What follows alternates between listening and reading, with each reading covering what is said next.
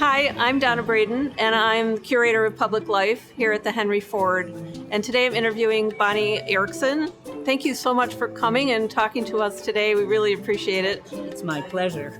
Can you explain the circumstances behind how you first came to work for Jim Henson? I had heard from a friend that Jim was looking for a costume designer for one of his projects. This was a friend who had been involved with Sesame Street, and I thought they were joking because I knew Jim's reputation. This was before Sesame Street was airing, so I didn't know about Sesame Street at the time.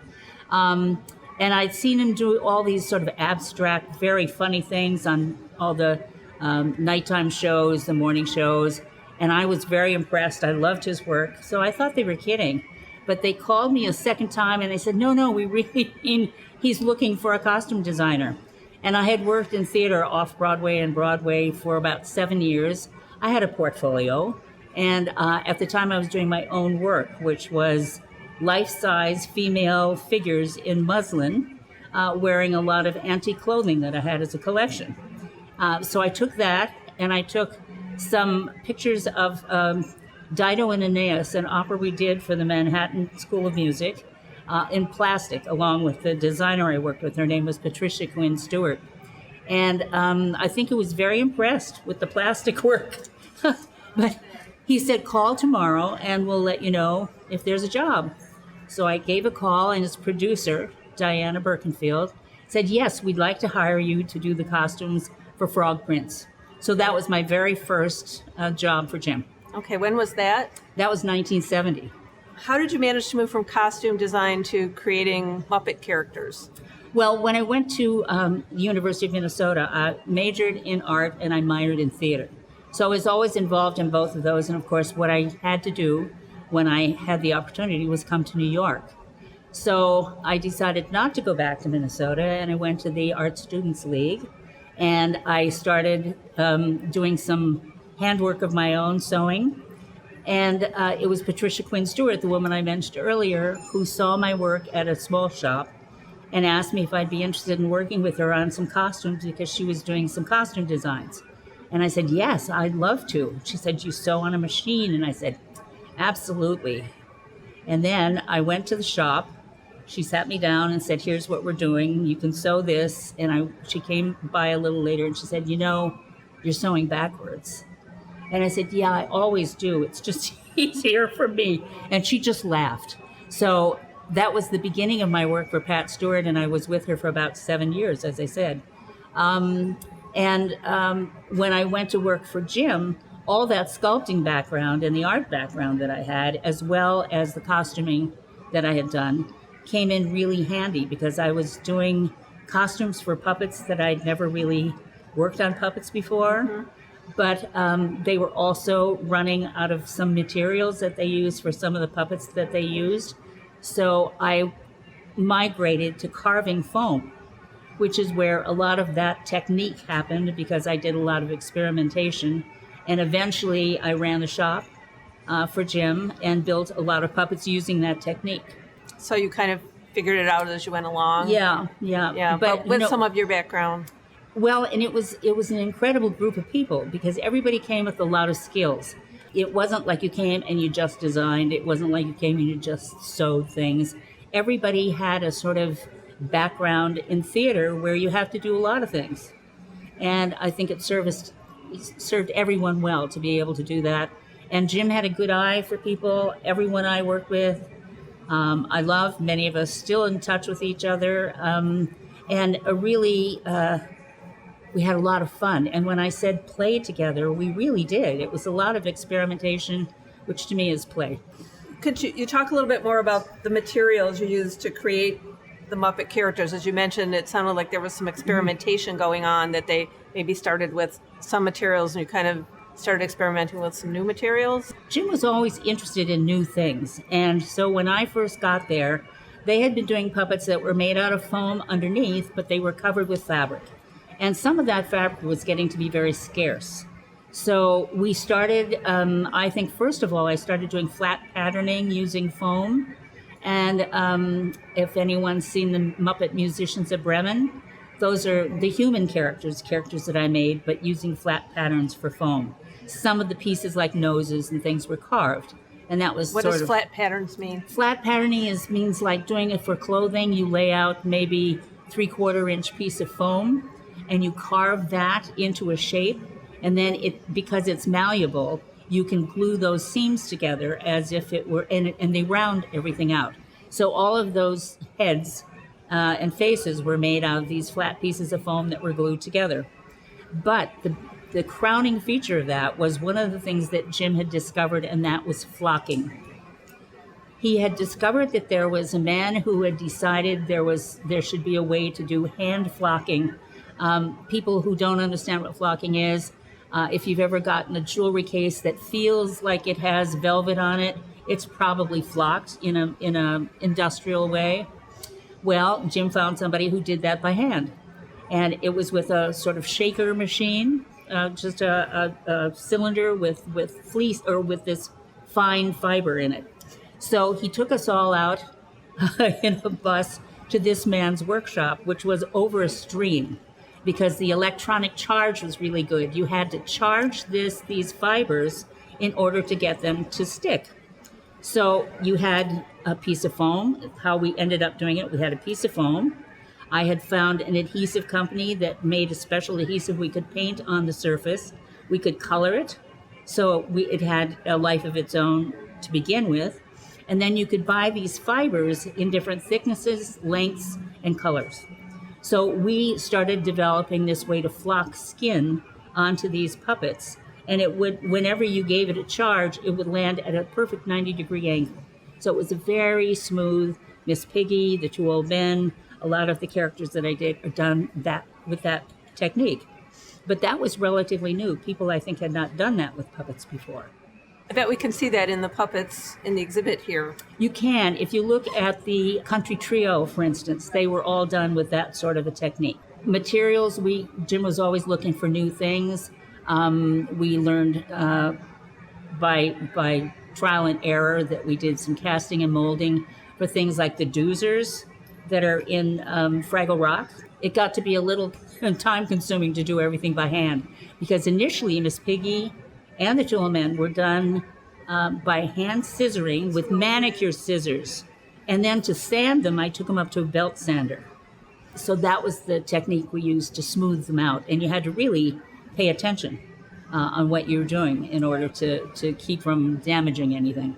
It's amazing how much was done by hand. Yes, and there was a lot of experimentation. I mean, you didn't walk into the shop without seeing a hairdryer with a ping pong ball and a toothpick through it, just spinning constantly. I mean, we were always playing and trying new things. And can you talk, you mentioned how you started, and you mentioned, I think, running the shop. Mm-hmm. How did your kind of job and your career change through time with Jim? Well, when I first started, I was doing really just costumes. And then when he found that I had these other skills, we started working, I started doing much more of that. But this was a whole crew, and we were starting to have more projects. And I think really my job was just to keep all these people on schedule. It was a very collaborative effort. I don't think I ever made a puppet without asking everybody in the room or in the studio, what do you think? Right. What improvements can be made? We all shared that, and that was a really common thing between us all. So eventually, I was doing designs, and then I was building, and then I was also overseeing what was being done by others in assigning jobs. Okay. How did you feel about that shift? We were all friends. I didn't feel like there was no distinction actually between my job and working in the shop with everyone else. Collaboration was something that Jim, I think, valued very much amongst everyone who worked. Well, let's talk about some of your more famous characters, particularly from the Muppet Show, the ones that you helped create. So first, let's talk about maybe the most well-known, Miss Piggy. Yes. Can you tell us how she developed and what your role was in that? Well, Jim would come in and sign things. We found that we had things came to us in different ways. I would design some of them, and he would come and ask me to build them eventually. Or someone else would design them, and I would build them. Or Jim would just have an idea, because he and Jerry Jewell, who was his head writer for many years, would have an idea of what they wanted to do for a bit. And he came to me when we were doing, I think, It was the Muppets Do the End of Sex and Violence was one of the shows. And he said, we need 3 pigs.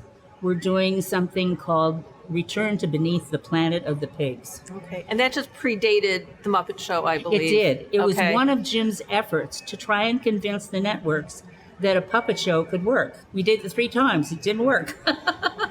We had to go to England to get this done. So he came with the 3 pigs, and I made a female pig and 2 male pigs. The male pig, one of them became just a sort of also ran player in a number of things.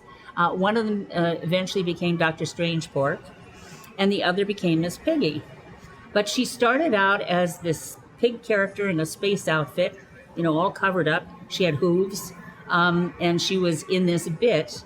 But before we got a chance to do the series, to do this project, there was an invitation from Herb Alpert in England for Jim to go and do a bit on one of his shows. So they needed a sexy female pig. There was a male pig that was going to be her agent. And so they wanted this young starlet. And so they thought, who better than the pig? So I went to the eye drawer and I got out big eyes. And she had hooves. We couldn't have her with hooves. So it was too late. I mean, this was really a fast turnaround. So I just took some gloves. I made some gloves with wired fingers. And then I put pearls around her neck because, of course, where the head and the body joined, you were going to see them if you didn't have pearls there. And we had some silk laying around. I just swagged it around her so that we could throw that on and get it over to England for this bit. So it stuck for a while, but then it came off and she did return to Beneath the Planet of the Pigs. When we finally went to England, you'll see in some of the openings that she's a chorus girl. She looks a little different, but she's a chorus girl that made good. Because although many people had done the puppeteering for her, there was one script where Frank Oz was asked to do the script. And he had a karate chop for the frog, for Kermit. And it was so funny. We were all on the floor laughing, and we said, that's it. That's going to be who Piggy is. And so Frank really is the one who created this personality. He calls her a truck driver, deep down. So Miss Piggy has become, so famous thanks to his performances. Okay. But that was the beginning of Miss Piggy. People have asked me, did you know at the time that she was going to become so famous? And I said, no, I didn't, but she did. She really did take on a life of her own. Did you find that happening more often, that the performers would make a character come alive in like more than you had kind of imagined when you created it? They do, but also you work together. Often, because we were a smaller group then, the puppeteer would come in, you would fit to their hand, you would talk to them about the puppet. In the case of Miss Piggy, for instance, I had an idea of her personality because I named her Miss Piggy, but I named her Miss Piggy Lee. My mother loved Peggy Lee because she was from North Dakota. She sang on the radio when my mother was young. When we got relatively famous, what she did, what the attorney said is maybe we should just shorten that. So she became Miss Piggy. But in my mind, she was always this very classy lady, truck driver at heart. But with the 2 old men, I definitely had an idea who they were. The original characters were Richard Hunt and Jim. And just the 2 of them working together had a certain synergy. So that's always a big part of it. And, they're puppeteers. These are not people who came and lip-synced to some soundtrack. These were characters that developed over time, relationships with each other, which is, I think, what makes the Muppet Show very popular, is because they did have these relationships that were very easy to see. And that is my next question about the 2 old men, who I know you mean Statler and Waldorf. Right. Do you want to talk about your creation of them and the inspiration? Well, that's another story of where sometimes I worked very late. We all did, because we left our jobs. And so when I did work really late, Jim would send me home in a cab. So I would take a cab and we'd go around Grand Central Station and look into the Yale Club. And when I would look in, I'd see these windows with these huge portraits of people from the past who were part of members of the Yale alumni. And so one day I just sat down and I did a sketch of these 2 old men. I brought it and I showed it to Jim, and he said, I really love them, but we don't really have any way to use them. So about a year later, it turned out that he did have a way. He and Jerry had come up with a bit and a way to use them. And so he said, why don't we go ahead and build them? So that's what we did. When you least expect something like that happen, they come out and they just... Well, that was part They're watching the movie happen, I think like it was the rest part of of us. Jim's self-understanding. Okay. You know, the understanding who they were and making comments about themselves at the same time. And sort of laughing, making fun of the show as it's Exactly. being maybe too serious about itself sometimes. Yep, a very self-conscious choice. And then what other characters did you develop for the Muppet Show or other shows? Well, I did a number of sort of side characters. I worked on Mildred. I worked with Jim on The Swedish Chef. I finished up some of the carving for him. And then Carolee Wilcox, who was part of the shop, did some of the costuming. So again, collaborative efforts.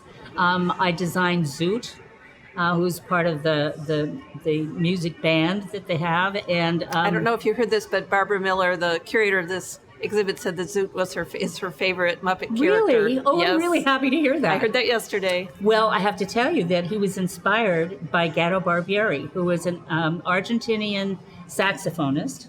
And I had known him from a film that I really loved, that I had gone to see. And my husband and I went to a jazz club to hear him. And while I was there, I did this quick sketch of him.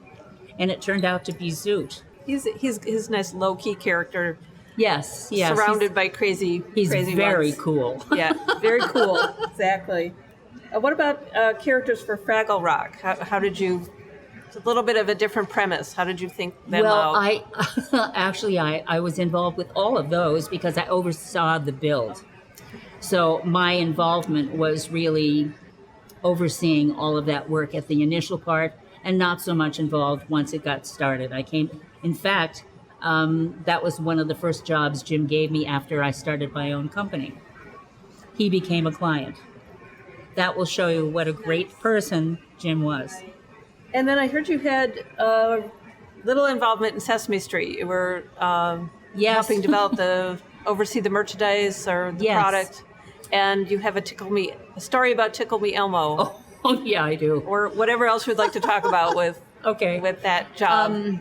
Well, when I started with Jim, as I said, Sesame Street had already started. Carolee Wilcox was really involved in all of that, although because I was there in the shop, I was bringing in a lot of people to work on some of those, and I was involved in some of the builds, but she was really the most responsible person for that. When Jim spent a lot of time in England and I had left to start my own business, Sesame Street had called me in, and Henson had called me in to do some overseeing of the product development that Sesame was doing. And the woman who was in charge of Sesame Street products for the national market called and asked me if I'd be interested in working for them and for Henson. So it was a job where I was responsible to both Sesame Street and to the Henson Company, and I was the creative director for the product division of Sesame Street. So kind of a bridge between the two. Exactly. Seeing to the integrity of the products. And absolutely. Looking at everything. And there was a safety person. I was there to look and see the fidelity to the characters. And I did that for 13 years. So I had a long history with Jim Henson involved. And things. Jim could trust you, and and they knew you. So that was another really wonderful job. I've been very, very lucky. So tell us about this Tickle Me Elmo story. All the licensees who would come to us would show us what they had in mind, or they would take drawings, or they actually hired me in many cases to do designs for things that they wanted to do. They had an idea of what they wanted, and they would ask for designs. This time they came to us with an idea that an inventor had brought to them, and it was this shaking mechanism that they wanted to put in Elmo. They had shown me just a rough prototype of how this was going to work. And my first comment was, he looks apoplectic to me. What did I know? I said, okay, if you're going to do this, I'll make him look as cute as I can. We wanted to hide the mechanism and everything. We did, and it just was a blowout. I mean, most everybody remembers the Elmo, and it appealed to kids. Yeah. It just really appealed to them. Yeah. Right. Well, let's talk a little bit about how you think out a Muppet character when you're, assigned to working on one or helping mentor other people. It's like, Do you start with sketches? Do you start with a backstory? Do you start with just an assignment? You have to figure out what to do with it, or any number of different ways? Often Jim and his writers would come up with an idea, and they would come to the shop and they would say, here's what we have in mind. Jim actually did a lot of sketching on things. He did a very brief sketch. Don Celine, who was his master puppet builder, who really was my mentor, had done a lot of these things. The early Sesame Street characters, he had taken these rough sketches Jim did and made them into these beautiful characters that we all know today, many of which are here. But then again, there would be sketches that I would do or someone else would do and bring in. At another time, Michael Frith was someone he had hired in as a creative director later and had done a number of sketches. We did a couple of specials that were based on people who had done illustrations for children's books. So they came from all different areas. I have to say, when I did The Pig, for instance, there were no sketches involved. I just went right into I did a lot of research. I still have books about the pigs where I did a lot of research on what I thought they should look like, but never did a sketch until I had finished one of them. But on others, they were very detailed. Mike Frith, for instance, did very detailed drawings about what he thought they should do. Many of the Fraggles showed up with those from those designs. Who did you say the man was who was your mentor? Donald Celine. Don Celine. Did he impart to you his kind of strategy or philosophy about, when I get a vague sketch, this is how I think out how to turn it into a three-dimensional character? Or Don Celine never told me how to build a puppet. He just showed me. And I will give you a story about Don, which will give you an idea of who he was. First of all, he was brilliant. He had the most wonderful sense of shape and emotional investment in these characters that he did. He had worked for Bert Hillstrom. He had worked on films doing stop animation. He did stop animation films with Jim. When I came in, he was a little territorial, and I was new, and Jim sat me down at his table, which I would imagine for him at the time was a real shock. And I'm sitting there, and at the end of the table, while I was drawing away, because I was, wanting to do the best job that I could, there's this big head figure, sort of abstract, that was foam rubber, and it had feathers sticking out of it, and pins, and it had all kinds of funny shapes and colors. And I would be working away, and I was convinced that I'd seen it move, and I'd look, and there was nothing. It happened about 3 times. Finally, I reached over, I picked it up, and it was a hollow head, and inside was an eye hook that was attached to a string that went through a hole in the table, down to the floor to another eye hook, up to Donald's foot, so that when I looked at Donald, I could see that he was busy working, right, but he was doing it with his foot. This was my greeting. This was my hello from Donald. Oh. So that's how I learned things from Donald. Right. It was just like a was that intended to intimidate you, or make you laugh? I think he wanted to know how I'd react. Okay. And when I laughed, that was a good sign. Okay. You passed the test. Yes. And so we became really, really good friends. And he was so generous with his time. He did show me how to do certain things, certainly. And the fact that I had never worked with puppets before, just in how to make things easy, and that the main job you have is to make it something that's easy to perform. You don't want it too heavy.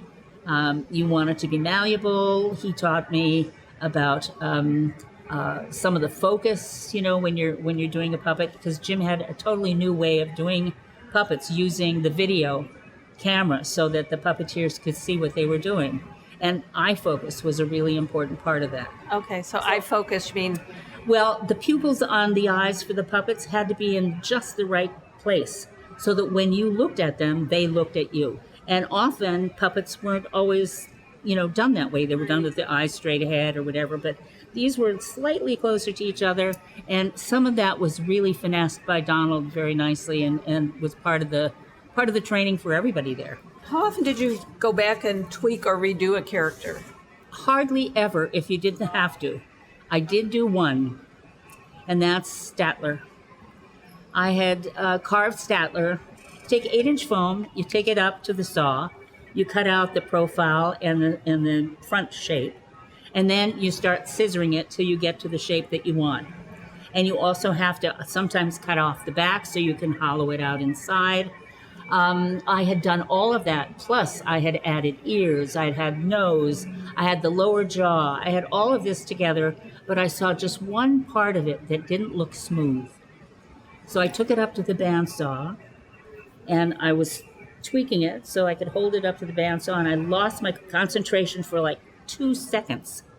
And it took the head, ran it through the saw and over to the side of the room with a hole right through the whole middle. So I have said this before. I went up on the roof of the building where Donald kept a bunch of pots, terracotta pots, and I just threw a few of them until I felt better. I came back down and I started all over again. Of course, it went faster the second time around, but believe me, people did not want to tweak things if they'd gotten it right the first time. And there's a lot of experimentation that goes on to it until you finally get to the point you want it. And once you're there, you usually just stay there. Because, I'm always curious, I think other people are as well, is like, how do you decide the nose and the eyebrows and, the mouth? Like, for each character, they have a different look. It helps, their personality. But how do you decide the color of the head? And right. How do you do that? Well, a lot of it has to do with what material is available. And in the case of Jim, with Sesame Street, for instance, he had done all the regular characters, Donald, and he had really put that together. But then they had all these extra characters that could become anything, and they were called Anything Muppets. And we had Fat Blue, and we had Pumpkin, and we had, I forget, there was the yellow one, and there was purple. The purple one became the Count eventually.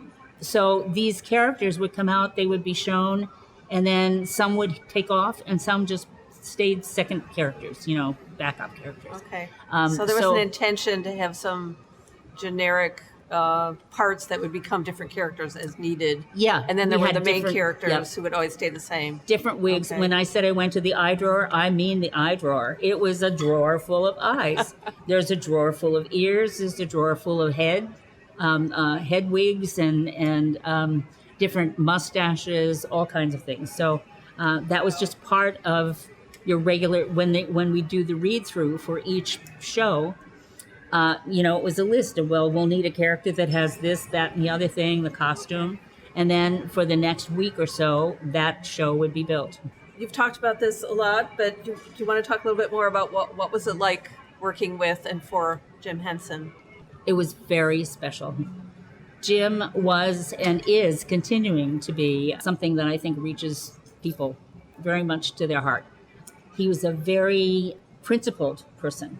When he said, I'd like to leave the world a better place, he really did mean that he wanted to leave it a better place. He had a great sense of humor, and his laugh was like nothing else I can remember, and we loved making him laugh. I remember once he came into the studio, he had just started with photos of himself, where they'd be signed and sent to fans because fans were starting to ask for his picture. So we'd all taken those pictures and we'd written things to ourselves like, you are the best designer I've ever seen. We put them in frames on our desk. And when he came in off the elevator, they're all sitting there looking at him when he came in the room. He allowed us to play. This is a man who let us my husband was working at Sloan Kettering at the time. And I probably should say he freed a couple of mice. And Don loved having these mice in an aquarium. And we ran slinkies from the aquarium to different parts of the studio, to different people's desks. And these mice all day long went boing, boing, boing, boing, boing. And then we would build houses to see how fast they could destroy them. So Jim would come in and he just enjoyed them like everything else. Because I believe he understood the value of the play that we were doing and how it enhanced everything else we did. And he played like this too with his own kids. Christmas time, he would have something special that he had made. I still have a Christmas ornament that he made. And he covered all kinds of bases. I learned a lot about business from him. And the fact that he would do business on a handshake.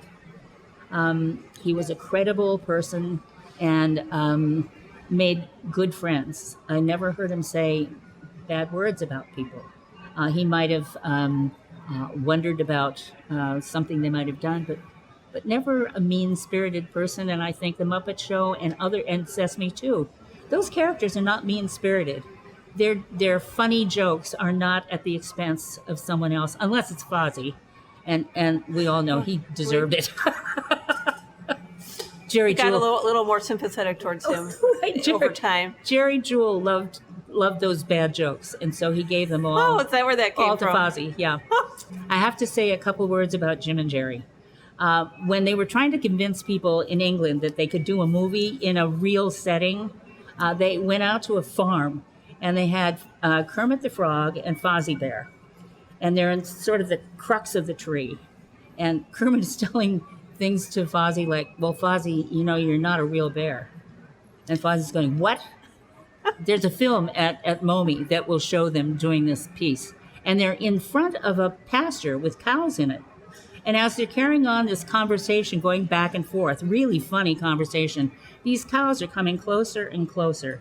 And at the very end of the film, what you see is Fozzie turning to the cows and telling them utterly fancy jokes about cows and things like that, just as a comedian. It's hilarious. And this is the way these guys work together.